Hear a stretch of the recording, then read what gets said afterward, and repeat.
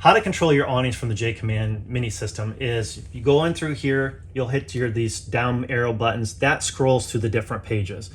As you're scrolling through, as you can see, we got settings, tanks, water. Now we're gonna go to our motor functions. Now, if the awning was down further in the menu, you hit the select button to scroll through those.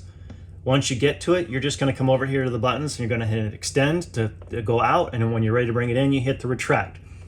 Easy as that. Another way to do it is through your device. So if you're standing outside, you're gonna go to your home screen on your device, you're through the app, you're gonna scroll to the motor functions, you're gonna press the button. As a safety feature, you're always gonna have to swipe to unlock any motor function. You're gonna keep sliding through up and down until you find your awning, extend it and retract it. You can put it out at any distance and stand there and watch it. And that's how you control your awnings through the JAYCOMMAND mini system.